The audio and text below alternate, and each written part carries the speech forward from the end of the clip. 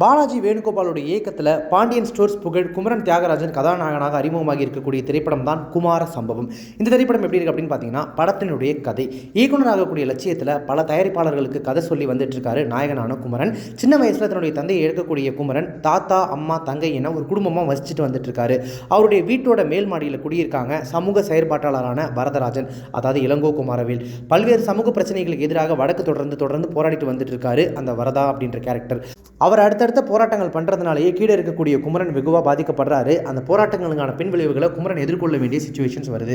இதனால் போராட்டக்காரர்கள் மேலேயே குமரனுக்கு ஒரு ஒவ்வாமை வருது, ஒரு தப்பான இம்ப்ரெஷன். குமரனுடைய தாத்தா வரதராஜன் மேலே அதிக நெருக்கம் காட்டும் காரணத்தினால அவரை சகிச்சுக்கிறாரு. பல தயாரிப்பாளர்கள்கிட்ட கதை சொல்லி எதுவுமே கைகூடாததுனால தன்னுடைய படத்தை தானே தயாரிக்க முடிவு பண்ணுறாரு குமரன். இதற்காக தன்னுடைய தாத்தா கிட்ட வீட்டை விற்கிறதுக்கு சொல்கிறாரு. இப்படியான நேரத்தில் தான் வரதராஜன் மர்மமான முறையில் கொலை செய்யப்படுறாரு. அதாவது மேல்மாடியிலிருந்து போராடிட்டு இருந்தார் இல்லையா அந்த வரதா அப்படின்ற கேரக்டர், அவர் மர்மமான முறையில் கொலை செய்யப்படுறாரு.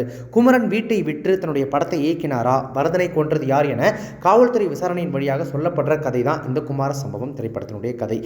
விறுவிறுப்பான திரைக்கதை, அங்கங்கே காமெடி, அப்புறம் ஃபைனலாக லைட்டாக ஒரு மெசேஜ் என வழக்கமான ஒரு டெம்ப்ளேட் திரைப்படம் தான் இந்த குமார சம்பவம்.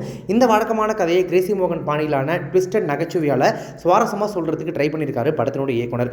வழக்கமாக போயிட்டு இருக்கக்கூடிய காட்சியில் திடீர்னு ஒரு கேரக்டர் சொல்லக்கூடிய வசனம் ரசிக்கும்படியாக மாறிடுது. காமெடி நடிகர்கள் அப்படின்னு மட்டுமே இல்லாமல் படத்தில் இருக்கக்கூடிய அத்தனை கதாபாத்திரங்களுமே ஒரே சிங்கில் இருக்கிற மாதிரி நம்ம எதிர்பார்க்காத நேரத்தில் அங்கங்கே நிறைய ஒன்லைனர்ஸை போட்டு நம்மளை சிரிக்க வச்சிடறாங்க. இதில் சில காமெடிகளை அது முடிந்த பின்பே நம்ம கவனித்து சிரிக்கிறோம். ஏன்னா அது நம்மளுக்கு லேட்டாக தான் ரீச்சே ஆகுது. முதல் பாதியில் கதைக்களம் மற்றும் அதில் இருக்கக்கூடிய கதாபாத்திரங்களை ஒவ்வொன்றா ஓப்பன் பண்ணுறாங்க. இப்படியே முதல் பாதி முடிஞ்சிருது. இரண்டாவது பாதியில் அனைவரையுமே வைத்து ஒரு காமெடி ட்ராமாவை கட்டமைச்சிருக்காங்க. சம்பிரதாயத்துக்கு அப்படின்னு சொல்லி ஒரு லவ் சாங் வச்சுருந்தாலும் இறந்த பாட்டியோட ஃபோட்டோவை வச்சு அந்த பாடல் உருவாக்கப்பட்டிருந்த விதம் உண்மையாகவே நல்ல முயற்சி. படத்தில் நடிச்சிருக்கக்கூடிய நடிகர்கள் எப்படி நடிச்சிருக்காங்க அப்படின்னு பார்த்தீங்கன்னா, படத்தினுடைய அறிமுக நாயகனான குமரன் தன்னுடைய இயல்பான நடிப்பால் நகைச்சுவையும் அதே நேரம் இந்த ஹீரோ இமேஜையும் பேலன்ஸ் செய்ய ட்ரை பண்ணியிருக்காரு. உண்மையாகவே ஒரு பேலன்ஸ் பண்ணிட்டாரு அப்படின்னு சொல்லலாம். தாத்தா கதாபாத்திரத்தில் வரக்கூடிய ஜிஎம் குமார், மேல் வீட்டில் இருக்கக்கூடிய அந்த வரதா கேரக்டரில் வரக்கூடிய இளங்கோ குமாரவேல் எப்போதும் போல தங்களுடைய அனுபவத்தால் தேர்ந்த நடிப்பை வெளிப்படுத்தி கவனிக்க வச்சிருக்காங்க. படத்தினுடைய கதாநாயகியான பாயல் ராதாகிருஷ்ணா தன்னுடைய அழகாலும் நடிப்பாலும் ஒரு சில இடங்களில் கவர்றாங்க. தொழில்நுட்ப ரீதியாக, அதாவது டெக்னிக்கல் ஆஸ்பெக்ட்ஸில் இந்த குமார சம்பவம் திரைப்படம் எப்படி எடுக்கப்பட்டிருக்கு அப்படின்னு பார்த்தீங்கன்னா, படத்தினுடைய ஒளிப்பதிவாளர் ஜெகதீஷ் சுந்தரமூர்த்தி கண்ணுக்கு உறுத்தாத ஃப்ரேம்களை செட் பண்ணி ஓரளவு நல்ல ஒளிப்பதிவையே கொடுத்திருக்காரு. இன்னொரு பக்கம் அச்சு ராஜாமணியின் இசையுமே படத்தை நகர்த்துறதுக்கு உதவி பண்ணியிருக்கு. பட் இந்த ஒளிப்பதிவு இசை ரெண்டுமே இன்னும் கொஞ்சம் வேறு மாதிரி இருந்திருக்கலாமோ, இன்னும் கொஞ்சம் நல்லா பண்ணியிருக்கலாமோ அப்படின்ற ஃபீலை கொடுக்காமல்ல. பாடல்கள் ஓகே ரகமாக இருந்துச்சு. வித்தியாசமான கலகலப்பான காட்சிகள் படத்துக்கு பலம். சலிப்பு தட்டும் திரைக்கதை கண்டிப்பாக படத்தினுடைய பலவீனம் அப்படின்னு தான் சொல்லணும். ஏன்னா படத்தில் அங்கங்கே ஹியூமர் இருந்துச்சு. படத்தை ஒரு மாதிரி அப்படியே என்கேஜ் பண்ணி எடுத்துகிட்டு போகுது அப்படின்னாலுமே கூட படத்தில் அந்த ஸ்க்ரீன் பிளே ப்ராப்பராக இருந்தால் தான் அந்த காமெடிஸ் அங்கங்கே ஒர்க் அவுட் ஆகும் இல்லையா. அந்த ஸ்க்ரீன் பிளேன்னு ஒன்று இல்லாமல் வரங்க போகிறவங்களாம் கவுண்டர் மட்டுமே போட்டு ஒரு படத்தை நகர்த்திட முடியாது. அது ஒரு சில படங்களுக்கு தான் ஒர்க் அவுட் ஆகும், பெரும்பாலான படங்களுக்கு அது ஒர்க் அவுட் ஆகாது. ஒர்க் அவுட் ஆகாத அந்த திரைப்படங்களுடைய லிஸ்ட்டில் இந்த குமார சம்பவம் இணைஞ்சிருது. நாடகம் போல காட்சிகள் அடுத்தடுத்து நகருது. ஒரே காட்சியை மீண்டும் மீண்டும் பார்க்குறது மாதிரியான ஒரு லூப் மோடில் மாட்டின ஃபீலை படத்தினுடைய திரைக்கதை கொடுக்குது. படத்தினுடைய எடிட்டிங்கை பொறுத்த வரைக்கும் திரைக்கதை ப்ராப்பராக இல்லை அப்படின்னு சொன்னேன் இல்லையா.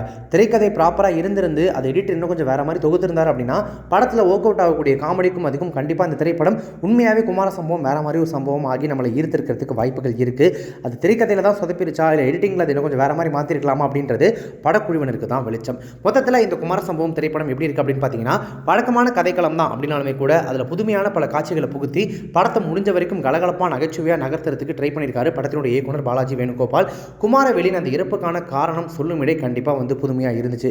ஆனால் மொத்தத்தில் இந்த திரைப்படத்தை உட்காந்து பார்க்குறீங்க அப்படின்னா காமெடி மட்டுமே போதும் எனக்கு அப்படின்னு நினச்சிங்கனாலுமே கூட இந்த திரைப்படம் உங்களுடைய பொறுமையை சோதிக்கிறதுக்கான வாய்ப்புகள் நிறைய இருக்குது. எனக்கு நிறைய பொறுமை இருக்குது, அங்கங்கே எனக்கு சிரிக்க வச்சா போதும், கதை ஸ்க்ரீன் பிளே இதெல்லாம் இருந்தால் என்ன இல்லைனா என்ன அப்படின்னு யோசிச்சிங்கன்னா இந்த குமார சம்பவம் திரைப்படம் உங்களுக்கான திரைப்படமாக இருக்கும். பட் இல்லை, நான் என்னோட மணி அண்ட் டைமை ரொம்ப வேல்யூபிளாக தான் ஸ்பெண்ட் பண்ணுவேன், நான் ஒரு படத்தை வேறு மாதிரி தான் அணுகுவேன், நான் ரொம்ப ஒரு படத்தை பயங்கரமாக ரசிப்பேன், வேறு மாதிரி நிறைய எதிர்பார்ப்பேன் அப்படின்னு நினச்சிப்பேன் இந்த திரைப்படத்தில் உட்காந்திங்கன்னா ஒரு சில காட்சிகளில் உங்களை சிரிக்க வச்சாலும் ஓவராலாக பார்க்கும்போது இந்த குமார சம்பவம் திரைப்படம் உங்களுக்கு தியேட்டரில் நடந்த சம்பவமாக மாறிவிடும் அப்படின்றத மனசில் வச்சுக்கோங்க.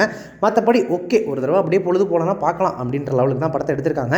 இன்னுமே பெட்டராக எடுத்துருக்கலாம் அப்படின்றது ஆடியன்ஸோட மைண்ட் வாய்ஸாக இருக்குது. பாண்டியன் ஸ்டோர்ஸ் புகழ் குமரன் இந்த திரைப்படத்தில் கதாநாயகனாக அறிமுகமாகறதுனால இந்த திரைப்படத்தின் மேலே ஒரு சின்ன எதிர்பார்ப்பு இருந்துச்சு.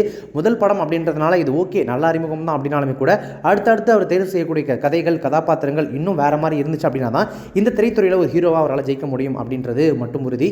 அடுத்தடுத்த திரைப்படங்களில் அவர் சாத்தியப்படுத்துவார் அப்படின்னு நம்பலாம். நீங்கள் குமார சம்பவம் திரைப்படத்தை பார்த்துட்டீங்க அப்படின்னா படத்தை பற்றின உங்களுடைய கருத்துக்கள் என்ன, ரிவ்யூ என்ன அப்படின்றத கமெண்ட்ஸில் மென்ஷன் பண்ணுங்கள். இப்போ இந்த ரிவ்யூ உங்களுக்கு ரொம்ப பிடிச்சிருந்துச்சு அப்படின்னா லைக் பண்ணுங்கள், ஷேர் பண்ணுங்கள். நம்ம சேனலை இது வரைக்கும் சப்ஸ்கிரைப் பண்ணாதவங்க யாராவது வீடியோ பார்த்துருக்கீங்க அப்படின்னா மறக்காம உடனே இப்போவே நம்ம சேனலுக்கு சப்ஸ்கிரைப் பண்ணிட்டு பக்கத்தில் நோட்டிஃபிகேஷன் பெல் பண்ணி மறக்காம டிங்கு நினைத்துருங்க.